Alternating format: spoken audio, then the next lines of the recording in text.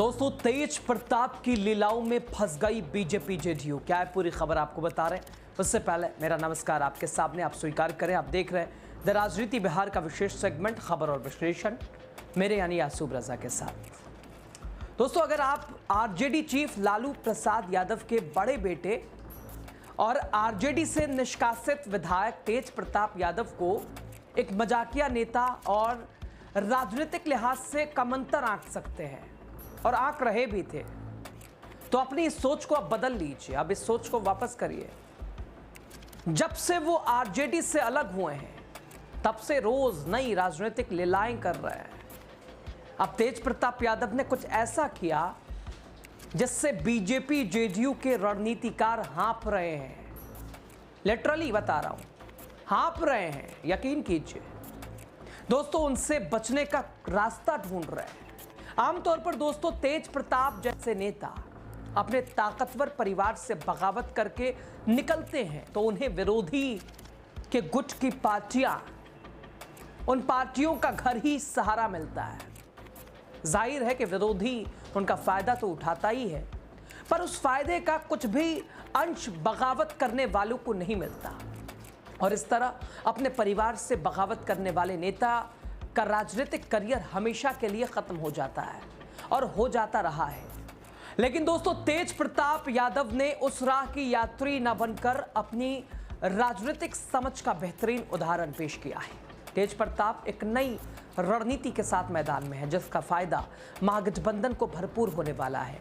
तेज प्रताप की इस रणनीति को विश्लेषक भले ही माने कि वो आरजेडी नेतृत्व खासकर तेजस्वी यादव पर दबाव बनाने का रास्ता, उस रास्ते पर चल रहे हैं, लेकिन जो दिख रहा है अगर वैसा है या नहीं। तेजस्वी के नेतृत्व में आरजेडी ने बिहार में मजबूत विपक्ष की भूमिका निभाई है, लेकिन पार्टी के भीतर और महागठबंधन में सीट बंटवारे को लेकर असंतोष रहा है। जाहिर सी बात है, चुनावी मौसम, तेजस्वी हर किसी को खुश तो नहीं कर पाएंगे, लेकिन अब कद्दावर नेता तेजस्वी से खुश नहीं होंगे। जिन्हें टिकट नहीं मिलेगा, उनके पास तेज प्रताप के पास जाने का भी विकल्प होगा। तेज प्रताप ऐसे बागियों को अपने साथ लाकर और मजबूत बन सकते हैं, ऐसा दिख रहा है। कुल मिलाकर दोस्तों, तेज प्रताप यादव को खुद को साबित करना है। अब समझिए मैं ये क्यों कह रहा हूं कि तेज प्रताप यादव की नई राजनीतिक लीला से बीजेपी जेडीयू को बड़ा झटका लगने वाला है। दरअसल हुआ यूं कि तेज प्रताप यादव ने 5 बहुत ही छोटे छोटे दलों का नया मोर्चा बनाया है, जिसमें तेज प्रताप की ही तरह किन्हीं अन्य दलों से नाराज या छिटके हुए नेता शामिल हैं। तेज प्रताप यादव महागठबंधन में शामिल पार्टियों के बागी नेता, जो उनकी ही तरह छोटे छोटे दल बनाकर अपने अस्तित्व के लिए संघर्ष कर रहे हैं, उनको अपने साथ ला रहे हैं।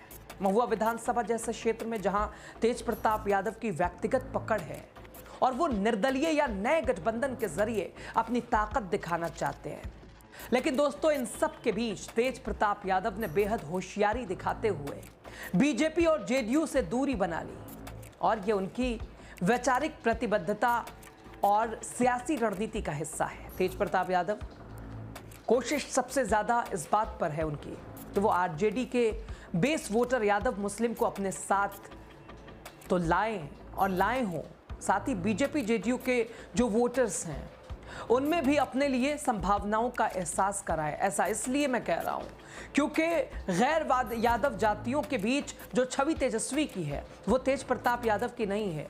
तेज प्रताप न सिर्फ मुस्लिमों को स्वीकार हैं, बल्कि सनातनियों के बीच भी वो पॉपुलर हैं। और आखिर सोशल मीडिया पर तेज प्रताप की कृष्ण भक्ति और शिव भक्ति की चर्चा अक्सर होती रही है। साफ एनडीए के साथ अगर तेज प्रताप यादव जाते हैं तो ये उनके लिए आत्मघाती होता। ये ठीक उसी तरह से होता जैसे यूपी के पूर्व मुख्यमंत्री हिंदू हृदय सम्राट कल्याण सिंह के लिए मुलायम सिंह यादव के साथ जाना नुकसानदेह साबित हुआ था। और अब अगर तेज प्रताप बीजेपी के साथ जाते हैं तो कहीं के वो नहीं रहते हैं, और इससे वो अपने समर्थकों से कट भी सकते थे। और अब तेज प्रताप यादव को मुकेश सैनी के वीआईपी को बहरूपिया बताना और एनडीए की आलोचना करना इस बात का सबूत है कि आरजेडी के वोट और आरजेडी के वोट बैंक में तो अपनी राह वो ढूंढ ही रहे हैं। साथ ही दोस्तों जेडीयू बीजेपी के वोटरों को भी खींचने का जो लगातार प्रयास कर रहे हैं अपनी रणनीति से, अपनी साझेदारी से, वो बीजेपी और जेडीयू के लिए भी परेशानी खड़ा करने वाला है। और ये तय है कि तेज प्रताप का नया मोर्चा महागठबंधन के लिए फायदेमंद है और बीजेपी के लिए झटका है। बिहार की सियासत में छोटे दल अक्सर गठबंधन के समीकरण बदल देते हैं और अगर दोस्तों तेज प्रताप का मोर्चा कुछ सीटों पर प्रभाव दिखाता है तो फिर समझिए एनडीए की हालत क्या होगी। और इस मोर्चे की स्थिति तब अहम हो सकती है जब महागठबंधन में पहले से ही शामिल जो दल हैं उनके बीच सीट बंटवारे को लेकर तनाव पैदा हुआ और ऐसे में तेज प्रताप के मोर्चों में कुछ स्थानीय तौर पर मजबूत लोग शामिल हो सकते हैं। जाहिर है कि अगर ऐसा होता है तो विधानसभा में लड़ाई त्रिकोणीय ट्रायंगुलर हो सकती है और जिससे दोस्तों जीत किसी की भी हो सकती है। अगर तेज प्रताप की ओर से उतारे गए उम्मीदवार नहीं भी जीते लेकिन एनडीए की ओर से उतारे गए उम्मीदवारों का वोट तो कट ही सकता है। और जैसे कि चिराग पासवान की पार्टी ने 2020 के विधानसभा चुनाव में किया था, नीतीश कुमार की पार्टी जेडीयू को तीसरे नंबर पर पहुंचाने में चिराग कामयाब हुए और तेज प्रताप आरजेडी में रहते हुए भी सुर्खियां बटोरने में माहिर रहे। उनकी इसी आदत के चलते लोग उनकी तुलना उनके पिता लालू प्रसाद यादव से करते रहे हैं। दोस्तों लालू प्रसाद यादव अपने इस तरह के अंदाज के चलते ही सुर्खियां बटोरते रहे हैं और एक दिन बड़े नेता के रूप में स्थापित हो गए। तेज प्रताप अपनी इसी सियासत और सियासी शैली को बनाए रखकर कब अपनी तकदीर बदल सकते हैं इसे कहा नहीं जा सकता है, क्योंकि दोस्तों बिहार की सियासत ही नहीं बल्कि पूरे देश की सियासत में व्यक्तिगत छवि और प्रचार अहम है।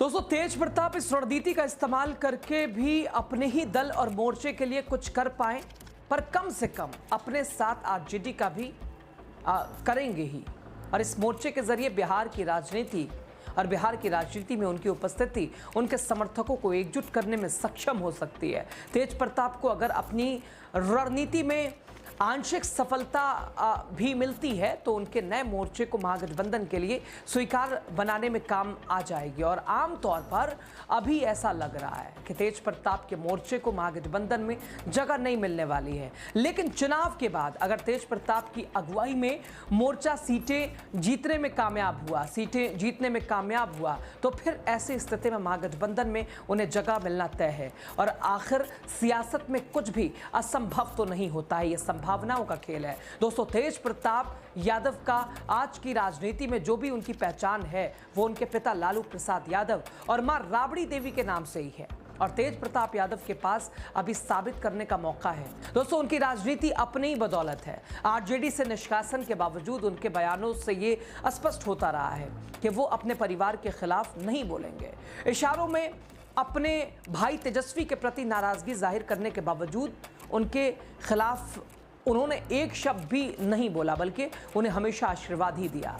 मतलब साफ है कि वो अपने परिवार के दायरे से पूरी तरह बाहर नहीं जाना चाहते। उनका आरजेडी कांग्रेस को अपने नए मोर्चे में शामिल होने का न्योता देना इसी बात का संकेत है कि आरजेडी के साथ समझौते की गुंजाइश रख रहे हैं। फिर भी चाहे ये समझौता चुनाव के बाद ही हो और एक तरह से देखा जाए तो तेज प्रताप के स्टैंड से तेजस्वी की अपनी पार्टी में मजबूत उम्मीदवारी और उम्मीदवारों को चुनने में भी एक तरह से मदद मिल सकती है। तो तेज प्रताप की रणनीति बिहार में कितना असरदार साबित होगी, एनडीए के लिए, जेडीयू और बीजेपी के लिए, नीतीश मोदी के लिए कितनी मुसीबत होगी और खुद महागठबंधन के लिए आसानी पैदा करेगी, क्या कुछ रास्ते निकालेगी, कैसे तेज प्रताप अपनी राहें बनाएंगे और ये राहें कांटेदार होंगी या फूल की तरह होंगी, ये आने वाला समय बताएगा। लेकिन खबर पे आप क्या सोच रहे हैं अपनी राय साझा कीजिएगा।